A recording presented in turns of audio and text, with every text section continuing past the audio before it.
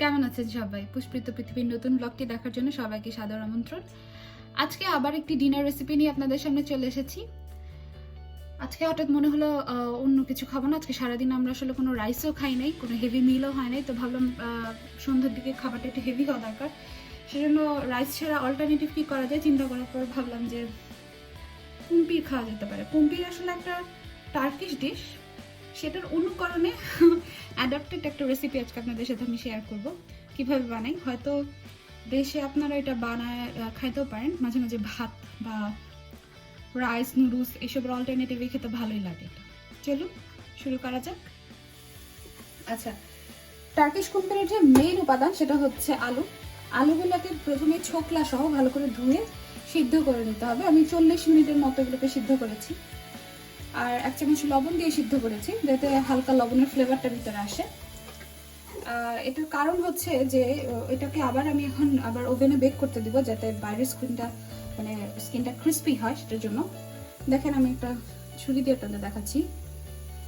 দেখেন এটা সিদ্ধ হয়েছে ঠিকই, কিন্তু একদম হাতে দিলে যে একদম মাসি হয়ে গলে যাচ্ছে তা কিন্তু না, ঠিক আছে। পেঁয়াজটা অলমোস্ট হয়ে আসছে। পেঁয়াজ খুব বেশি ভাজা ভাজা করা লাগবে না, জাস্ট পেঁয়াজের কাঁচা কাঁচা ভাবটা সরে গেলেই হলো। এখন আমি এটাতে আজকে টপিক বিভিন্ন সময় আসলে আমি বিভিন্ন জিনিস ব্যবহার করি। আজকে টপিক হিসেবে ব্যবহার করব হচ্ছে গরুর মাংসের কিমা। এটা আমার কাছে অ্যাভেলেবেল আছে, দেখে এটা আমি দিয়ে দিব।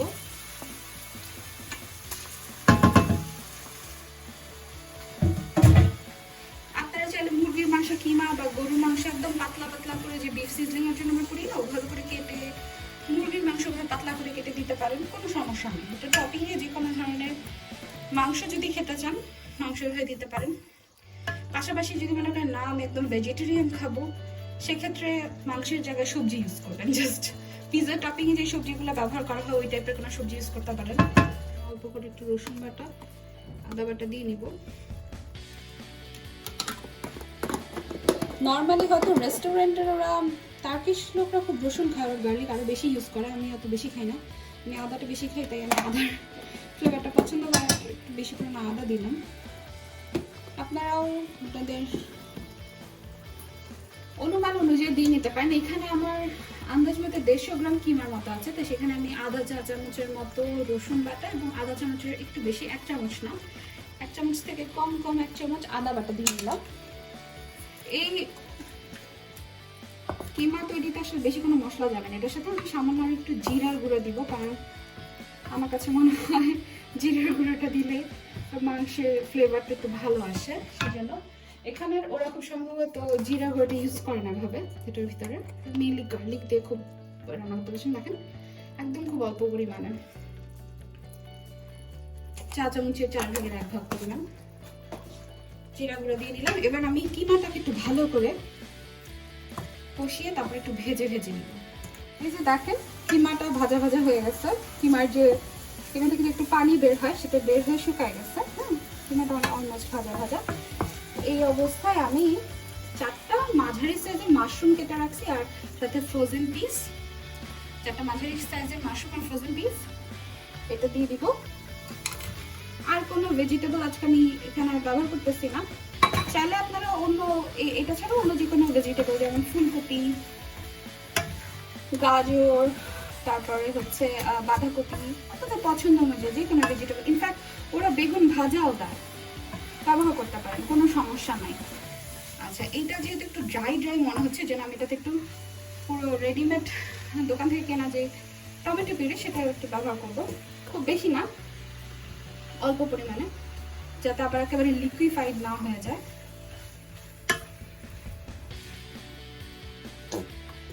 এটা একটা সাওয়ারনেস আনবে এটাতে,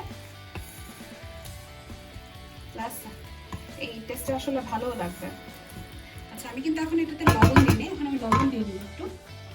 লবণ খুব বেশি দিতে হবে না, কারণ জানেনই আলুতে চিজ ব্যবহার করব, লবণ অলরেডি দিয়েছি, আবার টক দই ব্যবহার করব, সবকিছু একটু লবণ বেশি হয়ে যাবে। খুব বেশি লবণ দিব না আমি এটাতে, আধা চামচ পরিমাণ লবণ এটাতে আমি দিয়ে দেবো। আর আমার কাছে আসলে আজকে কালো গোলমরিচের গুঁড়াটা নাই, থাকলে আমি ওটা ব্যবহার করতাম। আমি কাঁচামরিচ সরাসরি একদম সালাদ, এটাতে টপিং একটু সালাদ ইউজ করতে হয় যেহেতু টপিংয়ে সালাদে দিব। আর শুক যাতে খেতে পারে সেজন্য শুকের জন্য মরিচটা ছাড়া দিব, এই জন্য এখানে আমি কাঁচামরিচটা অ্যাড করতেছি না। কিন্তু আপনাদের বাসায় যদি সবাই বড়রা খায়, আপনাদের কাছে যদি কালো গোলমরিচ না থাকে, গুঁড়োটা আর কি, আস্তটা না, গুঁড়োটা যদি না থাকে, কাঁচামরিচ কুচি করে এটাতে দিয়ে দিতে পারেন লাল মরিচের জায়গায়। তো কুম্পিরের যে টপিংটা সেটা হইতে হতে মাশরুমটা একটু হবে, মটরশুঁটিটা হবে, তো হতে হতে আমি আলুগুলো রেডি করে নিচ্ছি। একটা আলু আপনাদের দেখানোর জন্য আমি কয়েকটা রেডি করে ফেলছি। তো প্রথমে বাটার নাইফ দিয়ে দেখেন, কারণ আলুগুলো অলরেডি সিদ্ধ, তাই বাটার নাইফ দিয়ে মাঝখানটা, পুরো না কিন্তু দেখেন অর্ধেকটা কেটে নেবো। কেটে হালকা হাত দিয়ে যে এরকম ফাঁকা ফাঁকা করে নিয়ে কাঁটা চামচ দিয়ে একটু ভিতরটা হালকা একটু ম্যাশ ম্যাশ করে নিব। হাতে না রেখে এখানে বেকিং ট্রেতে রেখে আসলে স্ক্র্যাপ করাটাই, যে এভাবে আপনার কাঁটা চামচ দিয়ে স্ক্র্যাপ করে নেবেন, আমার হাতে চাপ দিয়ে রাখবেন, দেখেন নাহলে খুলে আসতেছে, কারণ আলুটা তো আমি আগে একটু বয়েল করে দিয়েছি, তাই না? এভাবে চাপ দিয়ে করে নেবেন। আচ্ছা, চাপ দেওয়ার মাঝখানে যেটা করতে হবে সেটা হচ্ছে চিজ। আমি এখানে গদা চিজ ইউজ করছি, আপনাদের যেটাই হাতের কাছে অ্যাভেলেবেল আছে, এরকম হতে পারে ওটা শিট চিজগুলা, যে স্লাইস চিজগুলা যেগুলো হচ্ছে আমরা স্যান্ডউইচে খাই, কেটে নিতে পারেন, অথবা নর্মাল যে বাংলাদেশের পনিরগুলো পাওয়া যায় সেগুলো কেটে এরকম টুকরো টুকরো, ছোটো ছোটো টুকরো, আরও ছোটো টুকরো করতে পারেন চাইলে, করে কয়েকটা টুকরো এভাবে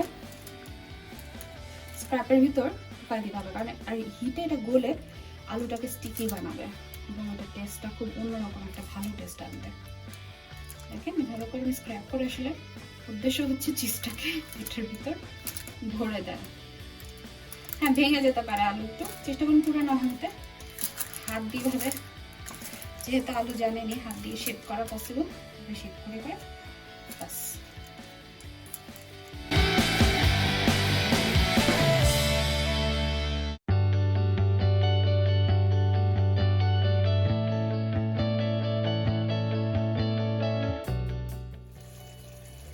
এই যে দেখেন আমার আলুগুলো রেডি চিজ দিয়ে। আর পাশাপাশি এই যে টপিংটাও রেডি। টপিংটার আসলে যে লিকুইডটা একটু কমে গেলে, মাশরুমও পানি ছেড়ছে, আবার টমেটো পিউরি দিছি, লিকুইড একটু কমে গেলেই বাস আমি এটা বন্ধ করে দেবেন। আর পাশাপাশি এখানে দেখেন সালাদ কেটে দিচ্ছি, গাজর গ্রেট করে দিব, টমেটো, আমার কাছে শশা নাই, শশা থাকলে শশা খেতেও খুব মজা লাগে, একটু কাঁচা পেঁয়াজ, টমেটো, ধনে পাতা। যাই হোক, এখন আলুগুলোকে ওভেনে দিয়ে দিব হাই হিটে, একদম 250-তে দিয়ে দিব। সময় বলছি না, কারণ এটা একদম উপরটা একটু ব্রাউনিশ কালার হওয়া পর্যন্ত আমরা এটাকে ওভেনে রাখবো, মানে চিজটা গোলে একটু ব্রাউনিশ ক্রিস্পি কালার আসবে, অতক্ষণ পর্যন্ত ওয়েট করবো। দেখেন আলুগুলো ওভেন থেকে নামাই নিছি, আলুগুলোর উপরে যে চিজগুলো দিয়েছিলাম এগুলো এরকম একটা ব্রাউনিশ একটা ক্রিস্পি কালার নিয়ে আসছে, এবং স্কিনগুলো যদি দেখেন একটা ক্রিস্পি ভাব আসছে। স্কিনটাই আসলে এই ডিশটার মেইন মজা, পটেটো স্কিনটা। যাই হোক, এটা এখন রেডি করে নিচ্ছি।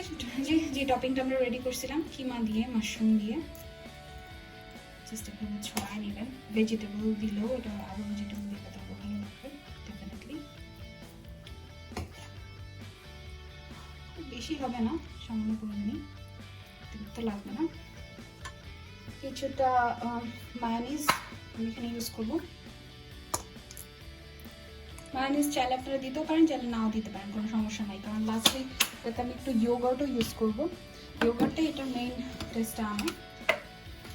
একটু সামান্য টমেটো সস।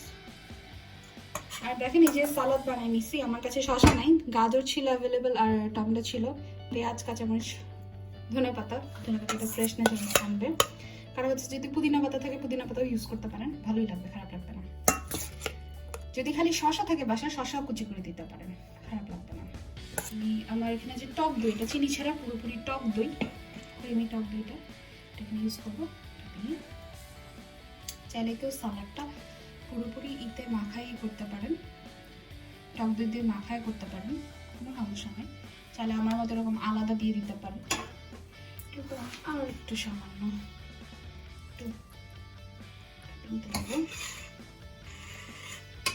এটা আসলে যতই দেওয়া যায়, খুব বেশি না, আবার সামান্য পরিমাণ দিয়ে দিলাম, জাস্ট ফ্লেভারটা ভালো আসার জন্য। আর এডিশনালি এটা দোকানে ওরা দেয় না, বাট আমি ইউজ করি, আমার ভালো লাগে তাই।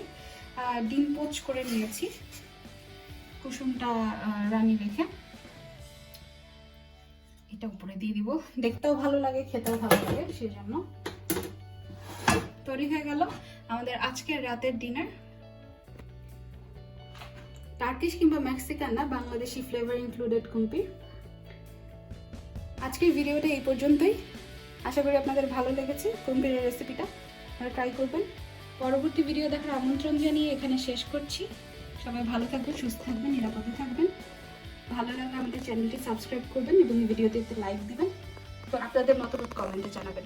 যদি কেউ ট্রাই করে থাকেন রেসিপি, অবশ্যই কমেন্টে আমাদের লিখবেন। ধন্যবাদ।